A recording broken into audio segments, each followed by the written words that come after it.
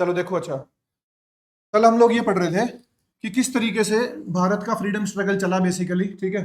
और उसमें हमने एक टर्निंग पॉइंट देखा था, जो कब आया था भाई, 1857 के अंदर, ठीक है। 1857 को बच्चों टर्निंग पॉइंट कहा जाता है भारत के इतिहास का, turning point of Indian history.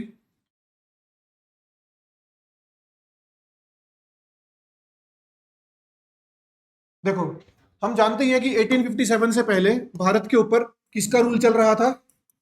East India company का रूल था। इस पूरे दौर में भारत के ऊपर किसका रूल चल रहा था? ईस्ट इंडिया कंपनी का, जो ब्रिटेन की एक कंपनी थी, जो भारत में क्या करने आई थी? ट्रेड करने आई थी, ठीक है। वो भारत के ऊपर रूल करने लगी थी, ठीक है। अब देखो, 1857 का जब रिवोल्ट हुआ भारत में, ईस्ट इंडिया कंपनी के खिलाफ भारत के लोगों ने रिवोल्ट कर दिया, तब ब्रिटेन में बैठी ब्रिटेन की सरकार ने क्या डिसाइड किया कि ऐसा करते हैं, कंपनी के रूल को वहां खत्म करते हैं और अब हम खुद भारत के ऊपर रूल करेंगे। यानी कि पहले ब्रिटेन की एक कंपनी भारत के ऊपर रूल कर रही थी और अब ब्रिटेन खुद भारत के ऊपर रूल करने आएगा। सो 1857 के बाद बच्चों भारत के ऊपर किसका रूल चला भाई? 1947 तक खुद ब्रिटिश क्राउन का, ब्रिटिश क्राउन रूल, ठीक है। ब्रिटिश क्राउन का रूल चल रहा है भारत के ऊपर 1857 के बाद। तो कल हम लोग यहां तक पहुंच गए थे कि देखो, जो देश 1857 सालों तक गुलाम था, 1857 ईयर तक, वो अगले 90 सालों के अंदर बेसिकली आजादी कैसे ले लेता है? अगले 90 सालों में वो देश आजादी कैसे ले लेगा? यही सबसे बड़ा सवाल है। क्योंकि एक दिन ना कोई लड़ाई लड़ेगा, ना कोई वॉरफेयर होगा, कुछ भी नहीं हो रहा है, और 90 साल के अंदर भारत को क्या मिल जाएगी? आजादी। तो हमने ये डिस्कस किया था कि भी भारत की आजादी में सबसे बड़ा रोल किसका रहने वाला है अब? तो एक सेक्शन सामने आया था जिसका नाम क्या था भाई? Educated middle class. ईएमसीज बोलते हैं इनको, एजुकेटेड मिडिल क्लास। ये वो लोग हैं जो अब भारत की आजादी की लड़ाई लड़ेंगे, ईएमसीज बेसिकली, ठीक है, एजुकेटेड मिडिल क्लास। अब देखो, कुछ सवाल रह गए थे इनको लेकर कि सबसे पहले तो ये लोग हैं कौन? है तो चलो इंडियन ही है, कौन की तो बात नहीं है तो सारे के सारे भारतीय ही है। बात यह है कि ये लोग पिक्चर में आए कहां से और ये पहले कहां थे। सो ध्यान से सुनना मेरी बात को। देखो, जब ईस्ट इंडिया कंपनी को भारत के अंदर ट्रेड करते लगभग 200 साल हो गए थे, यानी 1600 से 1800 तक का सफर तय कर लिया था ना, तो ईस्ट इंडिया कंपनी को एक बात समझ में आई कि यार भारत के अंदर ना, अगर हम लोगों को एडमिनिस्ट्रेशन चलाना है तो यहां के लोगों के साथ हमारा ये जो लैंग्वेज गैप है ना, कम्युनिकेशन गैप है, इसको खत्म करना पड़ेगा। क्योंकि अगर हम क्लर्क लेवल तक का बंदा ब्रिटेन से लेकर आएंगे तो बहुत महंगा पड़ेगा भाई। ऐसा करते हैं, यहीं के लोगों को हमारी लैंग्वेज सिखाते हैं और इन्हीं से काम निकलवाते हैं। सो इस पर्पस को सॉल्व करने के लिए ईस्ट इंडिया कंपनी ने ब्रिटेन के थ्रू भारत के अंदर इंट्रोड्यूस किया था वेस्टर्न लैंग्वेज को, इंग्लिश लैंग्वेज को। Is it clear? ताकि यहां के लोगों को सिखाया जा सके। और सबसे पहले किन लोगों को सबसे जल्दी समझ में आ जाती है चीजें? यूथ को। तो सबसे पहले भारत के यूथ को बुलाया गया था, जो भी जवान लड़के थे, अच्छे खासे घरों के लड़के, कि आप आइए इंग्लिश सीखिए। सो इस पर्पस के साथ ब्रिटेन ने भारत के अंदर इंग्लिश लैंग्वेज को इंट्रोड्यूस किया था अपने काम को आसान करने के लिए, और फिर उन्होंने भारत के अंदर स्कूल्स, कॉलेजेस ये सब ओपन करना शुरू किया और उनमें इंग्लिश लैंग्वेज को मैंडेटरी कर दिया। तो तब ना भारत के वो लोग जो फाइनेंशियली बड़े स्टेबल थे, फाइनेंशियली जिनकी हालत अच्छी खासी ठीक थी ना, उन लोगों ने ब्रिटिशर्स के स्कूल और कॉलेजेस में एडमिशन लेना स्टार्ट किया और ब्रिटेन से ब्रिटेन की एजुकेशन ली। इवन इनमें से कुछ लोग तो ऐसे थे जो लंदन तक पढ़ के आ चुके थे, अपनी लॉ की पढ़ाई, कोई इनका किसी भी इकोनॉमिक्स की पढ़ाई, जो ब्रिटेन में पढ़ के आ चुके थे। कुछ लोग तो ऐसे भी थे। सो ये वो लोग हैं, एजुकेटेड मिडिल क्लास के लोग, जो फाइनेंशियली स्टेबल है, पैसे की इनको कोई दिक्कत नहीं है, और अब ये एजुकेटेड है। एजुकेटेड का मतलब इन्होंने ब्रिटेन से एजुकेशन ले रखी है, इंग्लिश बोलते हैं, इंग्लिश में चिट्ठियां लिखना जानते हैं, इंग्लिश पढ़ना जानते हैं, they know it very well, so they are familiar with this languages. Is it clear? So EMC को तैयार खुद किसने किया है? ब्रिटेन ने। अब देखते हैं इनका रोल क्या रहा। देखो बच्चों, जब 1857 की क्रांति स्टार्ट हुई ना, 1857 का रिवोल्ट स्टार्ट हुआ, तो हमारे जो लोकल राजा थे, लोकल लीडर्स थे ना, उन्होंने इन ईएमसी से रिक्वेस्ट किया कि भाई साहब ऐसा करो, आप हमारा इस लड़ाई के अंदर साथ दे दो। अगर आप हमारा साथ दे दोगे, एक तो हमें पैसे का सपोर्ट हो जाएगा क्योंकि आपके पास पैसा है, मिडिल क्लास लोग है ना, पैसा ठीक ठाक है। अब देख लो ना, लंदन पढ़ के आ रहे हैं उस जमाने में भाई लोग, तो पैसा इनके पास ठीक ठाक था, है ना। तो कहा कि एक तो हमें पैसे का सपोर्ट हो जाएगा, दूसरा आप लोगों की लोगों में बातचीत भी अच्छी है, अगर आप लोग रिवोल्ट में पार्टिसिपेट करोगे तो और लोग रिवोल्ट में पार्टिसिपेट करेंगे, सो हमारा रिवोल्ट बड़ा हो जाएगा। Are you getting my point? सभी लोगों ने मिलकर ईएमसी से रिक्वेस्ट किया कि सर प्लीज हमारा साथ दे दो, लेकिन ईएमसी ने 1857 की क्रांति में भारतीयों का साथ नहीं दिया। तो क्या ब्रिटिशर्स का साथ दिया? नहीं, ऐसा भी नहीं कि ब्रिटिशर्स का साथ दिया। अगर बड़ा बेसिक क्वेश्चन आ भी जाए ना कि एजुकेटेड मिडिल क्लास का 1857 की क्रांति में क्या स्टैंड था, क्या वो इंडियंस के साथ थे, क्या वो ब्रिटिशर्स के साथ थे, या वो न्यूट्रल थे? सो ये शब्द ध्यान रखना भाई, ईएमसीज 1857 की क्रांति में क्या थे? न्यूट्रल थे, बिल्कुल न्यूट्रल, कि भाई साहब हम ना तुम्हारा साथ दे रहे हैं ना उनका साथ दे रहे हैं। लेकिन सवाल ये आता है कि ईएमसीज हैं तो भारतीय लोग, भारत के लोग हैं कि नहीं है? अब अगर पूरा भारत ईस्ट इंडिया कंपनी के रूल से परेशान है तो ये क्यों नहीं भाई परेशान है? और अगर देखो ना, आप ये सोचो, अगर हम भारतीय होकर सोचें, अगर ये हमारा साथ नहीं दे रहे हैं तो इनडायरेक्टली किसका साथ दे रहे हैं? ब्रिटिशर्स का साथ दे रहे हैं। फिर तो ये ऐसा क्यों कर रहे हैं? ये राजाओं का साथ क्यों नहीं दे रहे हैं? ये लोग न्यूट्रल क्यों है? ये सबसे बड़ा सवाल है, व्हाई दे आर न्यूट्रल। और ये क्यों नहीं चाहते कि भारत के राजा जीत जाएं? ये क्यों ये चाह रहे हैं कि ईस्ट इंडिया कंपनी जीत जाए? ऐसा क्यों है? देखिए भाई, अब ये लोग हैं एजुकेटेड, पढ़े लिखे, मिडिल क्लास के लोग हैं। और अभी मैंने आपको बताया कि इनमें से कुछ लोग तो, दादा भाई नौरोजी जैसे लोग तो लंदन तक जाके आ चुके थे, पढ़ के आ चुके थे, सुरेंद्रनाथ बनर्जी वगैरह। सो आप देखिए, इन लोगों ने ना वहां का सिस्टम देखा, ब्रिटेन का, और ये देखा कि यार ब्रिटेन तो ना कॉन्स्टिट्यूशन के बेसिस पर चलता है। किसके बेसिस पर? कॉन्स्टिट्यूशन। और उस कॉन्स्टिट्यूशन के बेसिस पर लोगों को क्या मिले हुए हैं? Fundamental rights. लोगों के पास जुडिशरी है, लोगों के पास एग्जीक्यूटिव है, इलेक्शंस होते हैं, वोट डाली जाती है, तो वो एक प्रॉपर देश है। और हमारे राजाओं ने आज तक हमें दिया क्या? क्या राजाओं ने भारत को मॉडर्नाइज करने के लिए कुछ किया? कुछ नहीं किया। क्या भारत में एजुकेशन लाने के लिए कुछ किया? कुछ नहीं किया। सो हम इन राजाओं का सपोर्ट कर ही क्यों रहे हैं? सो बेसिकली ये जो ईएमसी लोग थे ना, ये बहुत ज्यादा, मतलब आप कह लो अफेक्टेड थे ब्रिटेन की मॉडर्नाइजेशन से। तो ये भारत को भी उसी मॉडर्नाइजेशन की तरफ लेके जाना चाहते थे। इसीलिए ये लोग 1857 की क्रांति में हमारे लोगों का साथ नहीं दे रहे हैं। Are you getting my point? दो तीन मेन पॉइंट ध्यान रखना भाई। पहला तो ये देखो कि ये लोग न्यूट्रल क्यों है। पहला तो ये कि because they did not wanted to stop modernization. Bharat के अंदर ब्रिटेन जो मॉडर्नाइजेशन कर रहा है ना, जैसे फॉर एग्जांपल रेलवे लेकर आया ब्रिटेन भारत में, 1853 में रेलवे लेकर आया था, सिविल सर्विसेज लेकर आया, टेलीग्राफ लेकर आया ब्रिटेन भारत में, सब कुछ तो ब्रिटेन लेकर आ रहा था। पक्की सड़कें ब्रिटेन ने बनाना शुरू कर दी थी। Are you getting my point? So एक मॉडर्नाइजेशन की शुरुआत भारत के अंदर कौन कर रहा था? ब्रिटेन। एजुकेशन के ऊपर फोकस कर रहा था ब्रिटेन, स्कूल कॉलेज, भले वो अपने फायदे के लिए कर रहा है बट कर तो रहा है। राजाओं ने तो कभी एक स्कूल खोलने की कोशिश नहीं की, उल्टा बंद ही करवाए। Are you getting my point? So पहला पॉइंट तो ये था कि ये मॉडर्नाइजेशन नहीं रोकना चाहते थे। और दूसरा एक और इंपॉर्टेंट पॉइंट है बच्चों इसके अंदर, क्या कि इन लोगों को ना बहुत ज्यादा फेथ इन ब्रिटिश कॉन्स्टिट्यूशन, कि यार जैसे ब्रिटेन अपने देश को चलाता है ना, वैसे ही भारत को भी चलाएगा। और अब तक तो क्या है, कंपनी रूल कर रही है, तो कंपनी जो है वो ब्रिटेन को सच्चाई नहीं बताती होगी। अब अगर ब्रिटेन खुद रूल करने आ जाएगा तो फिर उनको सच्चाई पता लग जाएगी और वो वैसे ही चलाएगा भारत को जैसे वो ब्रिटेन को चलाते हैं। ये इस वहम में जी रहे हैं। Are you getting my point? इनको लग रहा है कि अभी तो कंपनी है, कंपनी चली जाएगी, ब्रिटेन की सरकार खुद आ जाएगी तो भारत स्वर्ग बन जाएगा, भारत लंदन बन जाएगा। ब्रिटेन भारत में आती पहले फंडामेंटल राइट्स देगा, पहले ये करेगा वो करेगा। वे खूब खुश हैं बेचारे। आ जाओ भाई जल्दी आ जाओ, ये बहुत खुश है। Are you getting my point? That is why they have decided to stay neutral. और अब मैं क्या बोल रहा हूं आपको कि साहब भारत की आजादी की लड़ाई लड़ेगा ही कौन? यही लोग, यही लड़ेंगे। अब देखो कमाल की बात, 1857 में ये न्यूट्रल है और 1857 के बाद 1860-61 से कह लो 58 से ही, 1858 से ही ये ब्रिटेन से लड़ाई शुरू कर देंगे। ऐसा भी क्या हो गया एक डेढ़ साल में ही?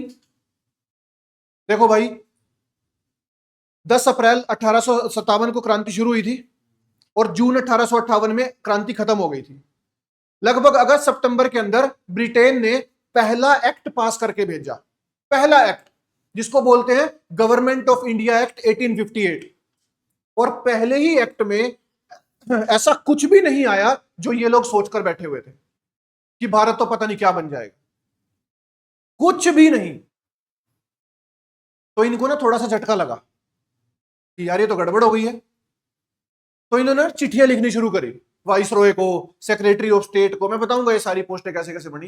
वाइस रॉय, सेक्रेटरी ऑफ, इनको चिट्ठियां लिखी ब्रिटिश पार्लियामेंट को कि तुमने क्या कर दिया ये भारत के अंदर।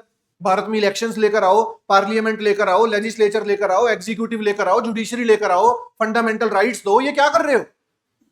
सो ब्रिटिशर्स को लगा कि यार ऐसा है, अभी ताजा ताजा रिवोल्ट हुआ है, कहीं दोबारा कोई गड़बड़ ना हो जाए, ऐसा करो एक एक्ट और बना के भेज दो।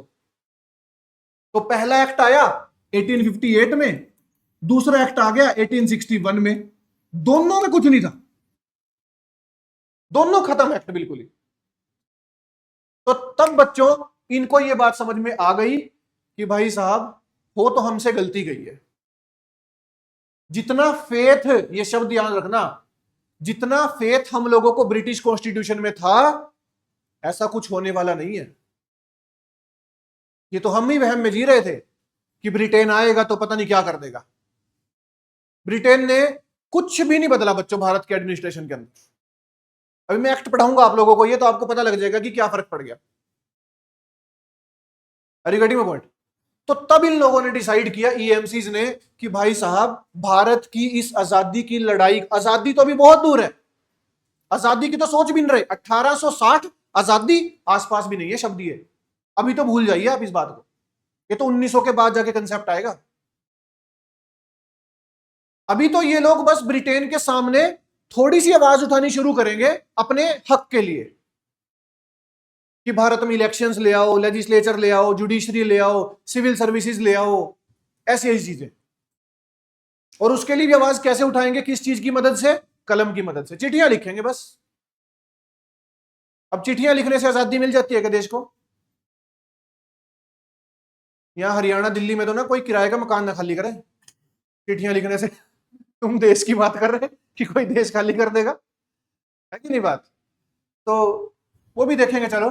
बट आप ये ध्यान रखो कि भारत की आजादी की लड़ाई यही लोग लड़ेंगे भाई, that is no doubt about that. जितने भी लोगों के महान हस्तियों की फोटो आप ऊपर देख रहे हो, नाम देख रहे हो, इवन भगत सिंह आप जानते हो, Bhagat Singh was another man of, नहीं कह सकते कि उतना मिडिल क्लास आदमी था, but was educated person, proper educated person, बहुत तगड़ा। one of the biggest names in Indian history for socialism। ये भारत का बहुत बड़ा चेहरा था सोशलिज्म को लेकर। ब्रिटेन इससे इसलिए थोड़ी डर रहा था कि आजादी दिलवा देगा, नहीं, ब्रिटेन इसलिए डर रहा था कि ये भारत के स्ट्रक्चर को चेंज करवा देगा। क्योंकि ब्रिटेन भारत को रूल करता था कैपिटलिज्म की थ्योरी पे, बिजनेसमैन थ्योरी, और भगत सिंह भारत का लेनिन बनता जा रहा था। लेनिन जानते हैं कौन था? रशियन रेवोल्यूशन का एक महान नेता, जिसने रशिया का तख्ता पलट कर दिया था पूरे स्ट्रक्चर का। कैपिटलिज्म से सोशलिज्म ले आया था वो बंदा, वही काम भगत सिंह भारत में करता जा रहा था। सो ब्रिटेन को यह खतरा नहीं था असल में कि ये आजाद करवा देगा भारत को, नो, ऐसा कुछ था ही नहीं। एक अकेला आदमी देश आजाद नहीं करवा सकता था। बट ब्रिटेन, ये सबसे बड़ा खतरा बनता जा रहा था सोशलिज्म के नाम पर ब्रिटेन के लिए। और क्या ब्रिटेन के लिए? भारत के खुद के बिजनेसमैन के लिए। चलिए वो सब हम भगत सिंह के चैप्टर में पढ़ेंगे, ठीक है। सो ये अब तक का इंट्रोडक्शन था हिस्ट्री का कि कैसे भारत का इतिहास शुरू होगा। Is it clear? कल मैंने आप लोगों को सारे इंपॉर्टेंट इवेंट्स बता दिए थे जो जो हुए थे भारत के इतिहास में, यहां पे सारे के सारे इवेंट लिखवा दिए थे।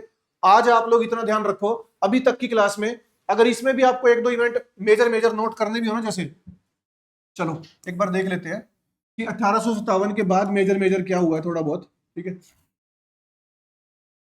इसमें सबसे पहले तो यहाँ पे 1885 में एक स्टार्ट हुई, एक चीज बनी थी, वो थी क्या? Formation of INC, Indian national Congress, है ना। एक अच्छी चीज जो भारत के इतिहास में हुई थी वो थी फॉर्मेशन ऑफ कांग्रेस।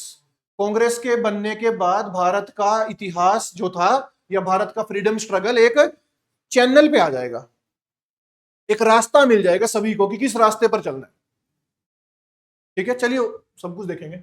उसके बाद भाई, उसके बाद आप कह सकते हो 1905 जब भारत की पहली मूवमेंट मिली, कौन सी थी भाई? स्वदेशी एंड बॉयकॉट मूवमेंट। 1905 में भारत में पहली बार कोई बड़े लेवल पर मूवमेंट की गई थी बच्चों, और वो थी स्वदेशी एंड बॉयकॉट मूवमेंट। ठीक है।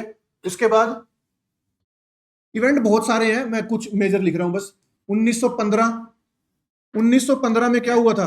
अराइवल ऑफ गांधी जी, है ना। गांधी जी भारत आए भाई, ये one of the major events है भारत के इतिहास का। उसके बाद का फ्रीडम स्ट्रगल तो खैर सारा ही गांधी जी के बेस पर चलेगा, पूरे का पूरा, ठीक है ना। जैसे 1920 में नॉन कोऑपरेशन मूवमेंट होगी, एनसीएम। 1930 में सीडीएम होगा। 1940 में इंडिविजुअल सत्याग्रह होगा। 1942 में क्यूआईएम होगी, क्विट इंडिया मूवमेंट। 1944 में इंडियन नेशनल आर्मी का रिवोल्ट, आप लिख सकते हो आईएनए। और फाइनली फिर 1947 में आपको क्या मिल गई थी? आजादी, इंडिया। मतलब इवेंट बहुत सारे हैं, हम प्रॉपर चैनल में देखेंगे सारे के सारे, कुछ भी रट्टा मारने की जरूरत नहीं पड़ेगी आपको।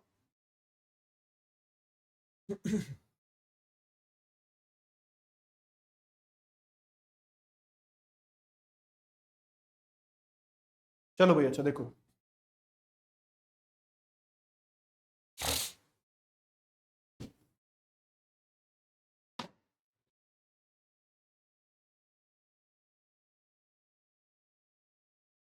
करें स्टार्ट भाई। चलिए हेडिंग डालिए सबसे पहले।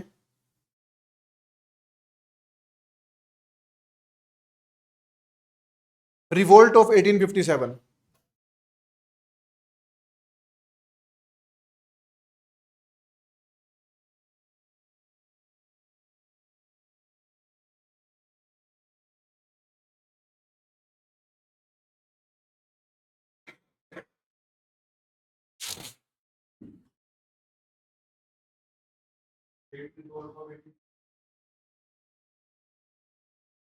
इंडियन लोग मतलब अपने यार उसको थोड़ा सा बस कहते नहीं सिग्निफिकेंस देने के लिए।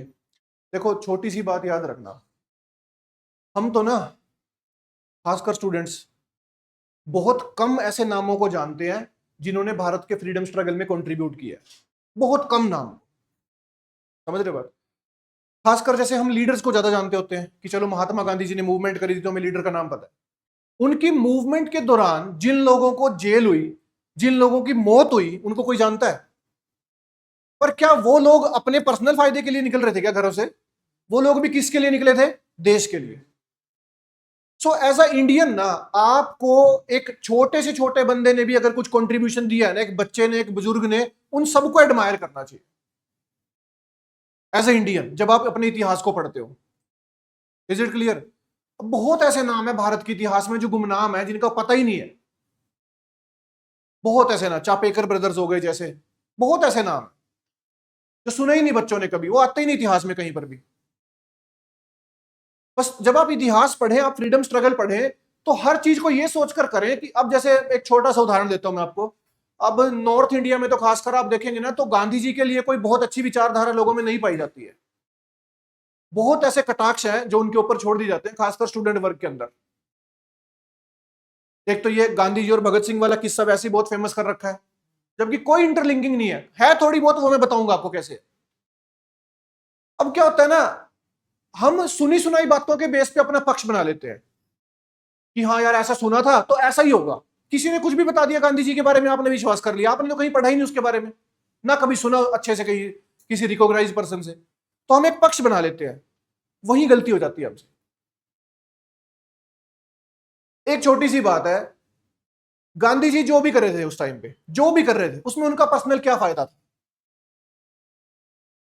अगर वो कोई मूवमेंट कर रहे हैं, गांधी जी का क्या फायदा है? आपको पता है गांधी जी के पास पैसा कितना था? He was son of a diwan, CM.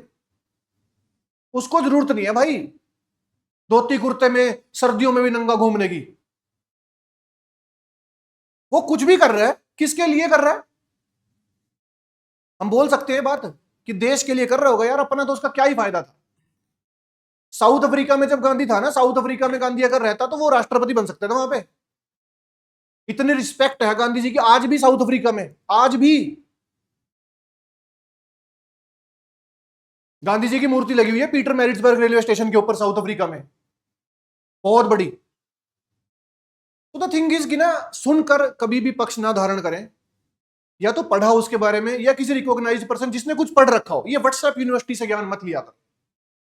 WhatsApp पर तो आधा बैठ के उल्टा सीधा ही चल रहा है, कोई कुछ भी लिख के भेज देता है। इंस्टाग्राम पे कुछ भी चल रहा है। बहुत कुछ चल रहा है ना। सो इन सब चीजों पे मत ध्यान दो, आप एज अ इंडियन इतिहास को पढ़ो, और जब आप एज अ इंडियन पढ़ो तो ये एक चीज समझ के चलो इतिहास के अंदर कि कोई कुछ भी कर रहा है ना भाई, वो देश के लिए कर रहा है।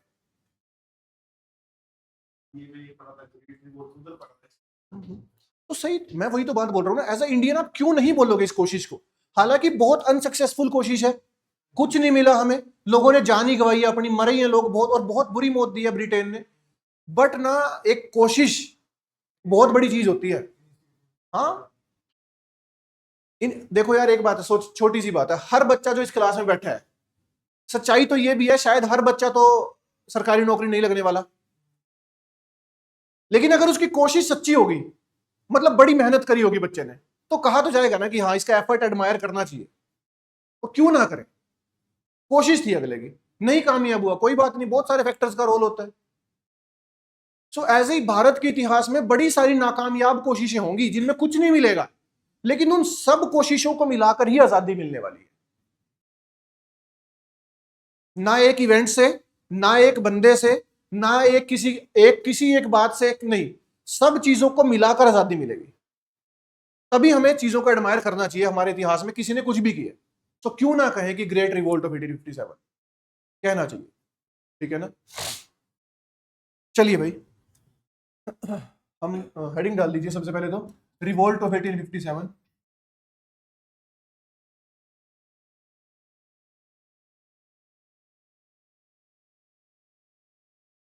आप लोग भाई एक काम जरूर कर सकते हो, जैसे अगर अभी, क्योंकि ना इस बैच के अंदर थोड़ा सा टाइम होता है हमारे पास, अभी आगे चल के मैं इस क्लास को 2 घंटे कर दूंगा, जीएस की क्लास को, बिकॉज 1 घंटे से सिलेबस नहीं खत्म होगा अगर सारे सब्जेक्ट पढ़ने हैं तो। ठीक है?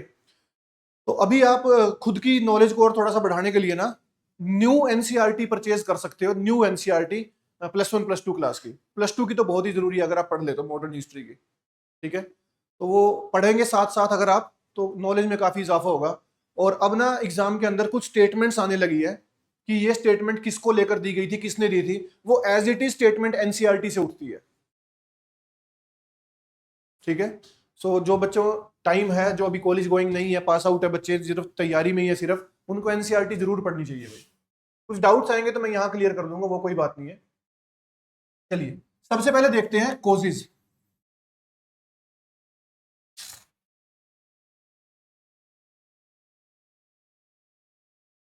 अब देखिए एक बात समझिए छोटी सी, आप लोग ना, ब्रिटेन के खिलाफ या ईस्ट इंडिया कंपनी के खिलाफ क्या होने जा रहा है? रिवोल्ट। क्या होगा? रिवोल्ट का मतलब क्या होता है? बगावत कह दे हिंदी में, लेकिन ये आम बगावत नहीं है, ये एक आर्म्ड रिबेलियन होगा।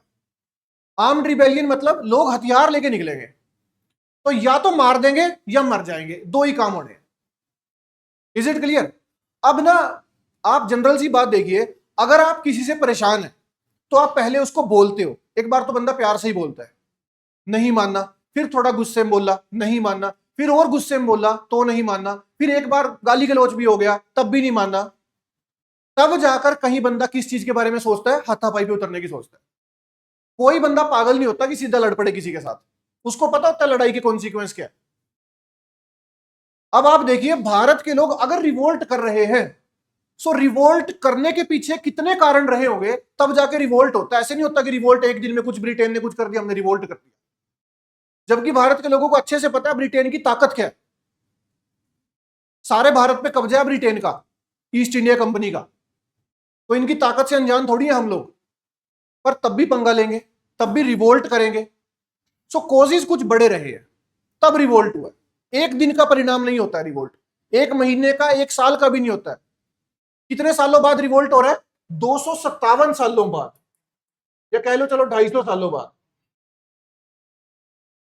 ईस्ट इंडिया कंपनी के भारत में आने के 250 साल बाद रिवोल्ट हो रहा है। सॉरी, गेटिंग माय पॉइंट, ये एक दिन का या एक उसका परिणाम नहीं है। ठीक है? तो कोजेज देखते हैं। सबसे पहला कोज देखो बच्चों, इकोनॉमिक कोज।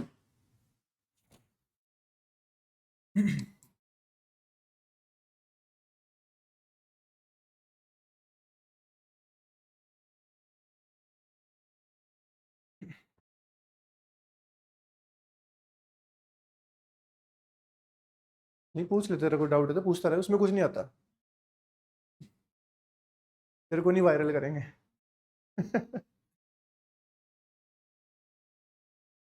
चलो चलो, इकोनॉमिक कॉज में कुछ मेनली चीजें लिखी है, जैसे सबसे पहले लिखो हैवी टैक्सेशन। अब भाई कंपनी है, कंपनी को बनाना है बिजनेस, और बिजनेस बनाने के लिए सबसे अच्छा तरीका है टैक्स लगाओ, ठीक है। तो इतनी भारी टैक्सेशन थी कि लोगों के लिए बहुत मुश्किल हो रहा था कि अपना क्या बचाएं और इनको क्या पे करें, स्पेशली एग्रीकल्चर सेक्टर के लिए बहुत ही मुश्किल था। और पीजेंट्स तो हर दिन जहर खाने को मजबूर थे, ऐसा हाल कर दिया था जो छोटे किसान थे हमारे। जमींदार तो फिर भी आप कह सकते हो, जो मोटे जमींदार थे देवर अर्निंग क्वाइट गुड, ठीक है, उनकी अर्निंग ठीक थी, है ना। जो मर्चेंट सेक्शन था, लालाओं वाला सेक्शन था, वो भी अच्छा कमा रहे थे, पैसा ब्याज पे दे दू के। लेकिन मरता हमेशा कौन है? गरीब आदमी, छोटा ही आदमी, बेसिकली किसान, जो छोटा किसान होता है, जिसके पास जमीन भी ज्यादा नहीं होती है। सो इतनी भारी टैक्सेशन थी कि वो सब परेशान है भाई इस चीज से। सेकंड इसमें लिखो डिस्ट्रक्शन ऑफ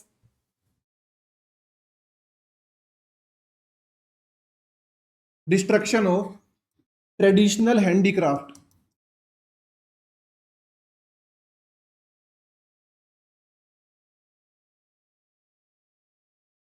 ट्रेडिशनल हैंडीक्राफ्ट का मतलब क्या है?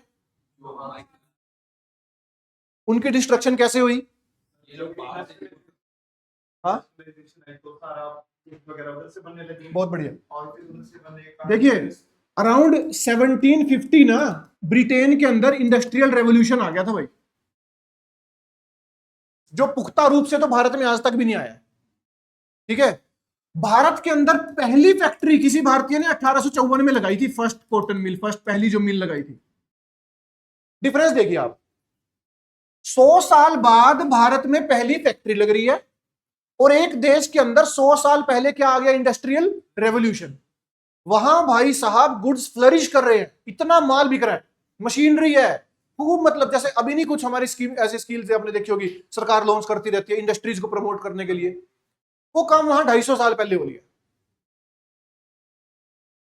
तो ना हुआ क्या हुआ, ये हमारे लोग थे बेचारे भाई हाथ के कारीगर, एक गमला डिजाइन कर रहे हैं, टेबल बना रहे हैं, कुर्सी बना रहे हैं, सब कुछ हाथ से चल रहा है काम। वहां ब्रिटेन में सब कुछ काम मशीनों से चल रहा है। अब उससे क्या हो रहा है? और सुनिए बात, गजब की चीज देखिए। अच्छा, आज आज का एग्जांपल उठा लो, अभी हम लोग सब यहां इस क्लास के अंदर है, शायद कोई भी बच्चा खादी पहनकर नहीं बैठा होगा, जो प्रॉपर भारत का प्रोडक्ट है खादी, कोई पहनकर बैठा है नहीं, मैं भी नहीं हूं खादी में। जबकि हर कोई लिवाइस, एडिडास, ये प्यूमा वगैरह आज हर कोई परचेज कर लेता है। उसका कारण क्या है? जबकि भाई साहब उन कपड़ों के ऊपर इंपोर्ट ड्यूटी पता नहीं क्या क्या लगा पड़ा है, वो तब भी इतने सस्ते मिल रहे हैं आपको। ब्रांड भी एक अलग चीज है, वो तब भी आपको सस्ता मिल रहा है। उसका कारण क्या है? वहां प्रोडक्शन इतनी सस्ती है। उसका कारण क्या है? Industrial revolution. चाइना एक लड़ी बनाकर भेजता है, लड़ी, वो बनी भी है चाइना में, वहां से एक्सपोर्ट भी हुई है, भारत में इंपोर्ट भी हुई है, एयरपोर्ट से वो दुकानों तक भी पहुंची है, दुकानदार का भी कमीशन है, तब भी 10-20 रुपए मिल जाती है। मिल जाती है नहीं मिल जाती 10-20 रुपए की लड़ी? कैसे? बात समझ रहे हैं आप? हमारा आदमी बैठा बनाने बेचारा भाई, नहीं बन रही है वो, बनी तो फिर वो इतनी सस्ती नहीं बन पाती, वो महंगी बनती है, महंगी बनती है, महंगी वहां चाहिए ही नहीं किसी को, सस्ता चाहिए इधर माल। क्या दिवाली 4 दिन की है, 4 दिन तो चली जाएगी चाइनीज लड़ी, यही तो सोच होती है, अपना लगा के काम खत्म। खादी नहीं हम पहन रहे, हम लिवाइस पहन के राजी है, एरो पैरो पता नहीं क्या क्या है सारे, है कि नहीं बात? मेरी तरफ ही क्यों देखे जा रहा है? आपके मतलब मैं कान मरूं? ठीक है। सो ना, उनके प्रोडक्ट्स के सामने हमारे प्रोडक्ट्स टिकने ही मुश्किल हो गए थे। एक तो सस्ते, ऊपर से क्वालिटी में अच्छे, सब चीज बढ़िया, तो क्यों ना ले भाई। अब अगर ऐसा होगा तो हमारा जो बिजनेसमैन बैठा है बेचारा, वो तो मारा ही जाएगा, और वो मारा गया, ठीक है ना। हमारा हैंडीक्राफ्ट का सेक्शन कंप्लीटली खत्म कर दिया था ब्रिटेन ने, बिल्कुल ही। ऊपर से उनके लिए दस्तक दुस्तक पहले ही फ्री हो चुके थे, तो बिजनेसमैन तो हमारा पहले ही मर चुका था बच्चों, ठीक है। कल बताया था ना जो फ्री ट्रेड पास था। उसके बाद इसमें एक पॉइंट और लिख लो, डिस्क्रिमिनेटरी इंडस्ट्रियल पॉलिसी। भारत के बिजनेसमैन के लिए कुछ और कानून लागू होते थे, ब्रिटेन अपने ऊपर कुछ और लागू करता था, जिससे भारत का बिजनेसमैन और खत्म होता जाए।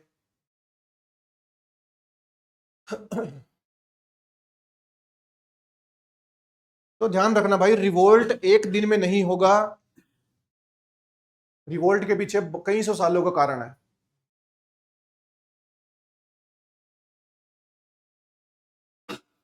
सेकंड रीजन लिखो इकोनॉमिक कोज के बाद, सेकंड है पॉलिटिकल कोज।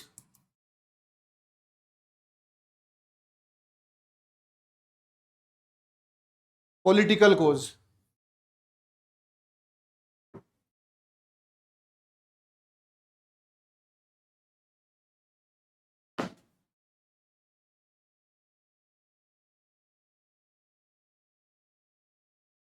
चलो पॉलिटिकल कोज में कुछ पॉलिसीज देख लेते हैं, जिसमें दो सबसे इंपॉर्टेंट है, बाकी अलग से देख लेंगे।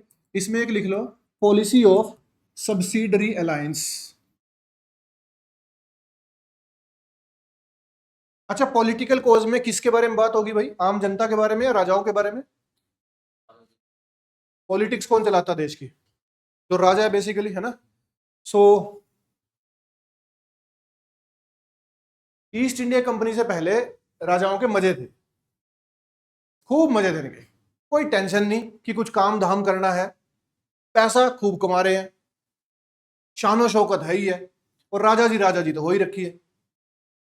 ईस्ट इंडिया कंपनी ने इनको दिखा दी औकात थोड़ी सी,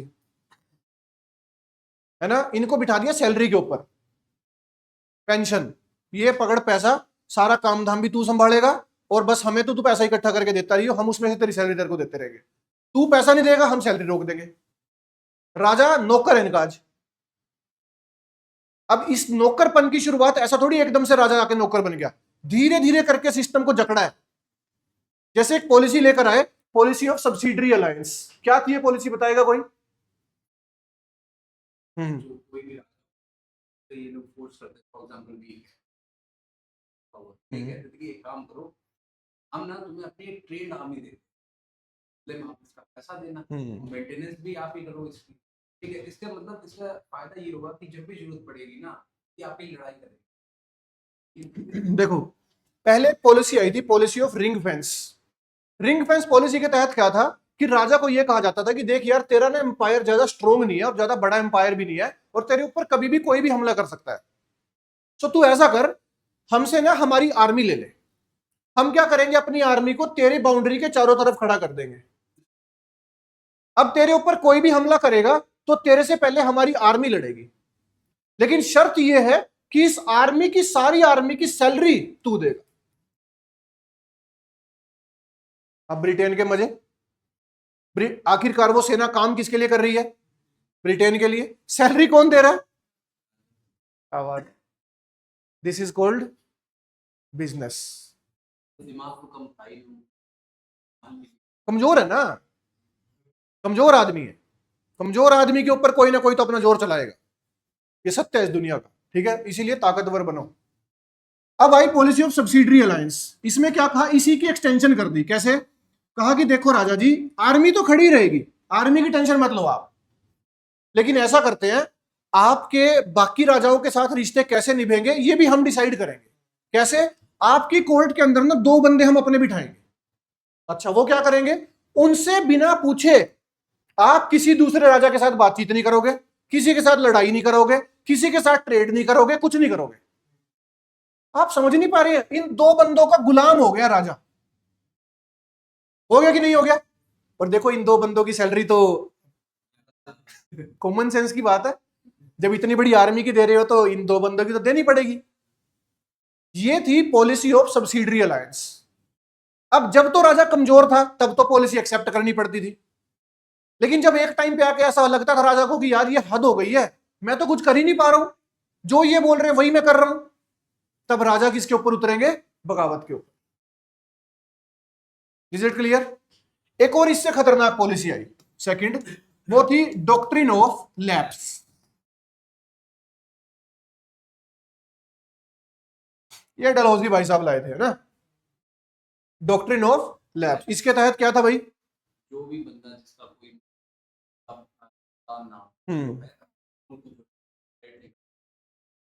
हाँ बिल्कुल, इसमें यह था कि कोई भी राजा या कोई भी रानी जिसके पास अपना खुद का सगा बेटा, खून, अपना खून नहीं होगा, और वो किसी को एडॉप्ट करेंगे, एज राजा, तो उस एडॉप्टेड सन को उस राजा का या रानी का लीगल हायर नहीं माना जाएगा, और उसका जो साम्राज्य होगा वो किसका हो जाएगा? ब्रिटिशर्स का। Is it clear? सो ये थी डॉक्ट्रिन ऑफ लैप्स। इसमें और भी कई सारे पॉइंट्स थे, कुछ राजाओं की सैलरी को लेकर भी थे कि सैलरी बढ़ा देंगे घटा देंगे, कई सारे पॉइंट्स थे, but the main point was hereditary element, जिसके अंदर यह कह दिया गया था कि अगर किसी भी राजा का अपना खुद का बेटा या वो आगे नहीं होगा, सगा खून नहीं होगा, तो एडॉप्टेड सन को अगला राजा नहीं माना जाएगा। अब देखिए रानी झांसी क्यों लड़ रही थी? इसी कारण से एडॉप्टेड सन को राजा मानने से मना कर दिया था। सो झांसी का जो एम्पायर था वो किसके पास जा रहा था? देखो बच्चों, कल मैंने आपको यह बताया था कि जितने बड़े बड़े एम्पायर थे ना, चाहे बंगाल था, हैदराबाद था, कार्नेटिक था, मैसूर था, मराठा थे, सिख थे, यहां से यूपी राजस्थान के राजपूत थे, यूपी यहाँ के वो बिहार के जाट थे, इन सबके एम्पायर तो चले गए थे, लेकिन अभी भारत में 500-600 से ऊपर और ऐसे रियासतें पड़ी हैं, छोटी छोटी छोटी छोटी, जिनको ब्रिटेन को भी कब्जा करना है। उनके लिए ये पॉलिसी आ रही है, बड़े एम्पायर के लिए नहीं आ रही है। बड़े एम्पायर तो सारे इनके पास है, ये सारे कल मैंने बताए थे ना, ये पूरा भारत इनके पास है, लेकिन इन्हीं के बीच में छोटे छोटे अभी बहुत सारे एम्पायर्स हैं, ऐसे करके छोटे छोटे एम्पायर, जिनके ऊपर अभी इनको कब्जा करना है, उनके लिए ये सब हो रहा है। Is it clear? सो ध्यान रखना इन दो पॉलिसीज को भाई, तीन बता दी मैंने आपको, policy of ring fence, subsidiary alliance और डॉक्ट्रिन ऑफ लैप्स, जिसके अंदर सारा मुद्दा था कोई इसका लीगल हियर वाला कि भाई उसको आगे अडॉप्टेड सन नहीं माना जाएगा। Is it clear? लिख लिया सभी ने? चलिए जी, नेक्स्ट लिखो भाई, socio religious causes, third cause लिखो।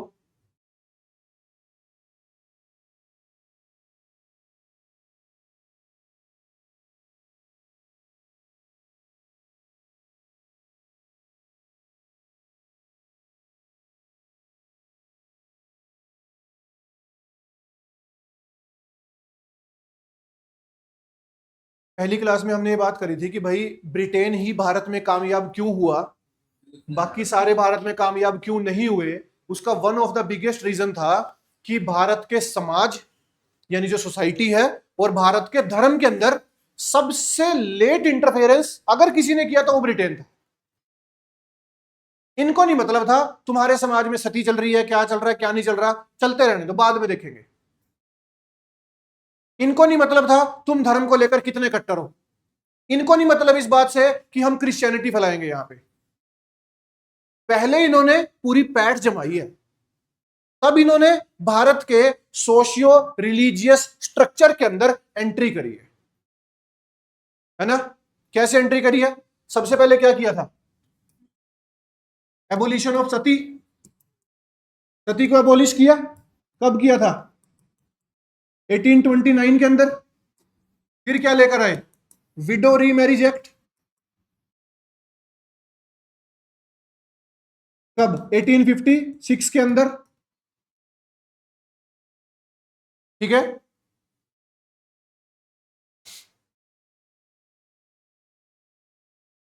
उसके बाद भारत के अंदर एक्टिव हो गई कौन? Christian missionaries.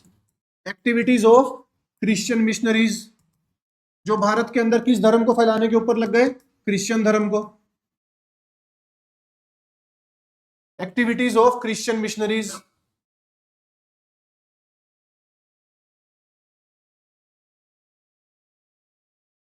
अच्छा, इनमें ना दो भारत की दो बड़ी पर्सनैलिटीज का नाम याद रखना भाई, एक से तो इस बार क्वेश्चन भी आया था, राजा राम मोहन रॉय, इनसे तो क्वेश्चन आया हुआ था इस बार, हो सकता है अगली बार इनसे आ जाए। ईश्वर चंद्र विद्यासागर।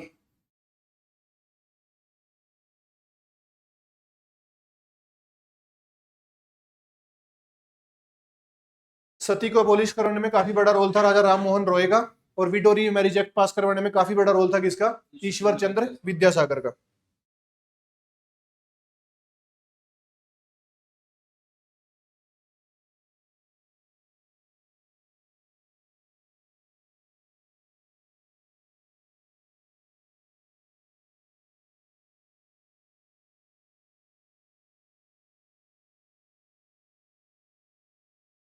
तो अब भैया भारत के अंदर कुछ भी छेड़ने का, लेकिन भारत के लोगों के धर्म के साथ छेड़छाड़ नहीं करने का। इधर का सिंपल फंडा है। यहां आदमी कमा रहा है नहीं कमा रहा है वो बाद में सोचता है, उसका धर्म सेफ है कि नहीं, उसके धर्म को लेकर तो कोई बात नहीं हो रही है, वो पहले सोचता है।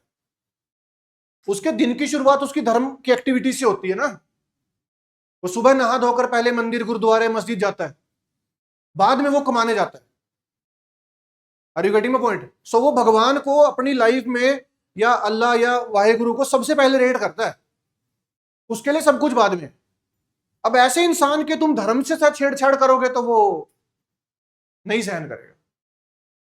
ये अगर आपको लग रहा है ना कि धर्म आज कोई बहुत बड़ा मुद्दा बन गया हमारे यहां पर, आज से नहीं है धर्म। धर्म जब से है तब से बड़ा मुद्दा है। और जिसने धर्म से छेड़छाड़ करी है यहां लोगों ने उसको टिकने नहीं दिया। फिर धर्म इतनी बड़ी चीज है और होना भी चाहिए। Everyone should be proud of their religion, ठीक है ना। चलिए, सो कुछ चीजें ब्रिटेन बाद में आकर करेगा जो एक बहुत बड़ा कारण बनेगी कि कुछ आम जनता भी इसके अंदर पार्टिसिपेट करेगी, ठीक है। चलिए भाई, अब सबसे मेन कोज देखते हैं बच्चों, जिसके ऊपर रिवोल्ट हुआ था basically. I think 4th point है, वो था, ऐसे हेडिंग डाल दीजिए, इमीडिएट कोज।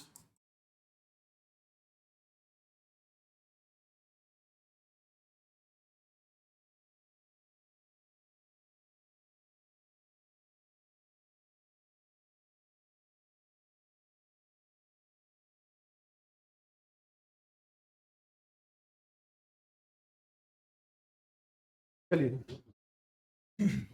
तो इमीडिएट कोज ना डायरेक्टली रिलेटेड है किससे?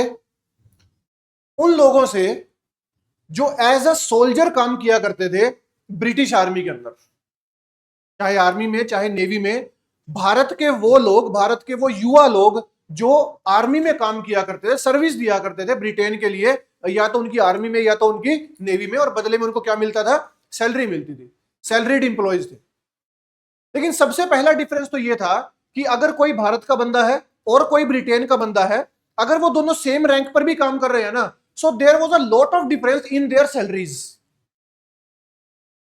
काफी ज्यादा डिफरेंस था। दूसरा, भारतीय सोल्जर्स के साथ, चाहे वो किसी भी उससे थे, धर्म उनका कोई भी है, जाति कोई भी है, सबके साथ ही डिस्क्रिमिनेशन बहुत हुआ करता था। Are you getting my point? मेरी बात समझ में आ रही है ना? एक तो चलो लिख, छोटे छोटे पॉइंट्स हैं। सबसे पहले तो लिखो डिफरेंस इन भत्ता, लिख लो या सैलरी लिख लो, बेसिकली भत्ता बोलते थे इसको इस टाइम पे, ठीक है। दूसरा था डिस्क्रिमिनेशन विद इंडियन सोल्जर्स। अब ये तो देखो था ही भाई, कहने का मतलब है कि दुनिया के अंदर ना एक कंसेप्ट चलता था बच्चों, जिसको बोलते थे व्हाइट कलर सुप्रीमेसी। एक कंसेप्ट चलता था जिसको बोलते थे व्हाइट कलर सुप्रीमेसी। इनके कहने का मतलब था कि दुनिया में कलर एक ही सुप्रीम है और वो कौन सा है? व्हाइट। बाकी ये जितनी भी रेस है ना, जैसे इंडियन रेस को ब्राउन रेस में रखा जाता था या अफ्रीकन को ब्लैक रेस में रखा जाता था, ये सबको इंसान मानते ही थे, ये लोग मानते ही नहीं थे। इतना भारी डिस्क्रिमिनेशन था, रेशियल डिस्क्रिमिनेशन, ठीक है। सो सेकंड ये था। और थर्ड, जो सबसे इंपॉर्टेंट और एकदम से इमीडिएट कोज बना, वो क्या था भाई? Introduction of new Enfield rifles. Introduction of new Enfield rifles. ये सोशल रिलीजियस कॉज की बात की है, तो ये दोनों जो है हिंदुओं की, हम ये कह सकते हैं अभी तक मुस्लिम या फिर और से प्रेफर नहीं किया, आज तक भी नहीं किया कि के लिए अभी तक सोशल सबसे ज्यादा मॉडिफिकेशंस, सबसे ज्यादा अगर आप बोलो ट्रांजिशन या चेंज अगर किसी धर्म में आया है तो वो हिंदू धर्म के अंदर ही आया है सबसे ज्यादा, चाहे वो सरकार के कानूनों के थ्रू है, चाहे वो अपने थ्रू है, कैसे भी करके। कोडिफिकेशन किया, चेंज तो कुछ नहीं किया ना। आप बात तो उसकी कर रहे हैं कि धर्म में बदलाव कहां है। वो बहुत बहुत कम आया बाकी सब धर्मों के अंदर जितना हिंदू धर्म के अंदर आया। हाँ, ये सरकार अगर यूनिफॉर्म सिविल कोड लागू कर देती है तो फिर बाकी धर्मों के अंदर भी काफी बदलाव आएगा। बिकॉज फिर धर्म के नाम पर जो चीजें चल रही है ना अलग अलग धर्मों के अंदर, जैसे शादी के नियम सबके अलग अलग है, डाइवोर्स के नियम अलग अलग है, बच्चा अडॉप्ट करने के अलग अलग है, प्रॉपर्टी ट्रांसफर करने के नियम अलग अलग है, वो सब सेम हो जाए, वो सब सेम हो जाए, तो तब इन बाकी धर्मों के अंदर चेंज आएगा। अदरवाइज आज की डेट तक अगर बात की जाए तो सबसे ज्यादा चेंज अगर किसी धर्म में आया तो वो हिंदू धर्म में है, और इस धर्म के खुद लोगों ने चाहा है कि हाँ हमारे धर्म में ये खराब चीज इसको बदला जाए। अब देखिए ना कि राजा राम मोहन रॉय का नाम आ रहा है, ईश्वर चंद्र विद्यासागर का नाम, इनका नाम क्यों आ रहा है भाई? क्योंकि इन्होंने चाहा है कि ये खत्म करो, ये कुरीतियां हमारे धर्म के अंदर, इनका मानना ऐसा है। Are you getting my point? ठीक है, चलिए। सो अब ये जो राइफल्स इंट्रोड्यूस हुई हैं इससे क्या हुआ भाई, और इनमें ऐसा क्या विवाद की जड़ बना? बेसिकली सुन तो रखा ही होगा आप सभी ने कभी ना कभी। पंजाबी दस दे कुछ था, नहीं सुने? राइफल चलाइए, और बैठा बैठा कोई नहीं, खड़े होंगे, कोई लोड नहीं है। राइफल चलाइए, रिवाल्वर, पिस्टल, मुच्छा नु कुंडिया नहीं करी फिरदा, जवान नहीं आया कोई काम कीते इन तो हाँ राजस्थान में देखे नहीं, सब देखे तुम तुम्हारे तो घर में बनता होगा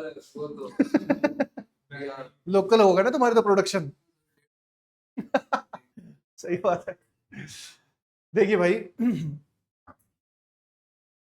ब्रिटेन जो राइफल्स भारत में यूज करता था ना, हमारे सैनिकों को देके रखता था कि भाई इनसे मारना है अगले बंदे को, जब लड़ाई होगी तो उसके अंदर ना बड़ा लफड़ा था।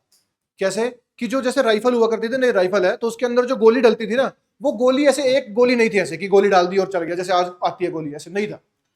पहले उसके अंदर थोड़ा सा बुरादा भरना पड़ता था, उसके ऊपर गोली को फिट करना पड़ता था, ऊपर से ठोकना पड़ता था, फिर एक गोली चलती थी, तो बड़ा टाइम कंज्यूमिंग प्रोसेस था। सो इससे इस टाइम कंज्यूमिंग प्रोसेस को कम करने के लिए ना ब्रिटेन ने एक नई राइफल इंट्रोड्यूस करी, जिसके अंदर एक इस तरीके से करके गोली डलती थी, बस यूं करके ऐसे ऊपर से, यहां से ऐसे करके ऊपर से इसके रैपर सा हुआ करता था। उन्होंने क्या करा, वो जो बुरादा और वो गोली थी ना, वो एक ही जगह पैक कर दी।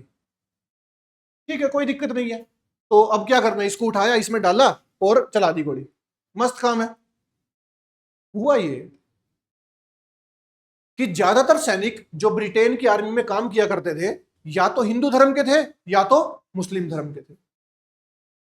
भारत के सभी सोल्जर्स के अंदर एक बात फैल गई उस समय में, क्या कि ये जो नई राइफल ये आ रही है ना, ये गोली जो आ रही है, इसमें यहां ग्रीस यूज किया गया है। क्यों? क्योंकि ये जो ऊपर का इसका रैपर था ना, पैकेट था, इसको ऐसे मुंह से खोलना पड़ता था ऐसे करके, और इसको ग्रीस क्यों यूज किया गया? ताकि ये स्टिक ना हो जाए, इसको आसानी से उतर जाए बेसिकली ये। सो इसको ऐसे मुंह में डाल के ऐसे करके स्टिक करना, खोलना पड़ता था। अब उन्होंने कहा कि ये जो ऊपर का कवर है ना, इस कवर के अंदर ग्रीस का जो यूज किया गया ना, इस ग्रीस के अंदर गाय का मांस और सुअर का मांस यूज किया गया,